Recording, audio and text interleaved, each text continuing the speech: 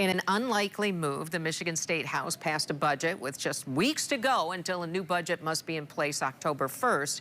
It might appear to be a move toward a solution. But political reporter Rick Alvin joining me right now and here to tell us that this is really not a done deal. I'd say it's a long way from a done deal, though it could be a significant step. Normally what happens is the Senate will pass their version, the House will pass their version, then they'll consult with the governor.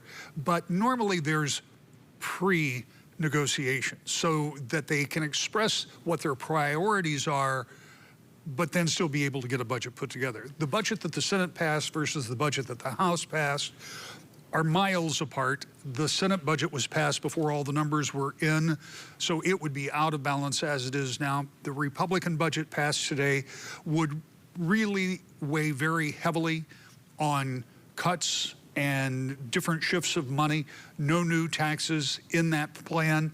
But according to the Speaker, Matt Hall, he says this would be value for Michigan dollars and would actually save money for Michigan taxpayers. Here's what he had to say.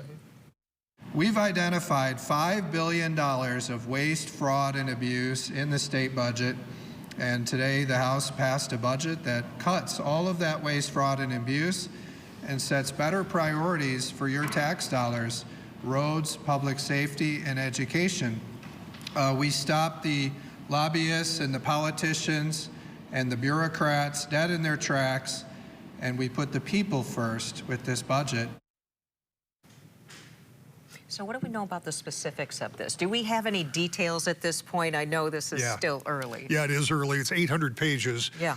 So in the past 30 minutes, I have not read 800 pages. No, but I do know a few things just listening to the news conference that they had after session, and this video from earlier in the year is where this all took place in the House. But the biggest things that I took away from it is $3.4 billion for roads. That mirrors what the governor had asked for.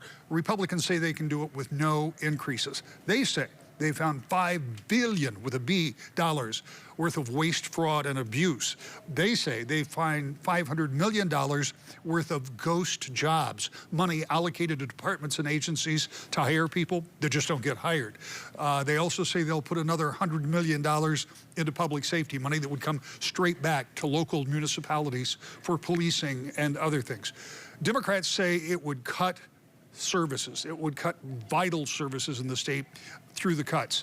So what we know is the Senate has a budget, the House has a budget, and now they can start negotiating. But the question is, will they?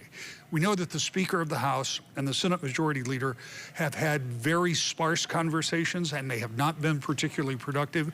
And what I can tell you standing here right now is this House budget that passed was not negotiated with the Senate. It was not negotiated with the governor. So it's another document, but we don't have a budget in Michigan yet. Right, and it's the deadline. It's coming up, and there's a lot to be. There's a lot physically that has to be done.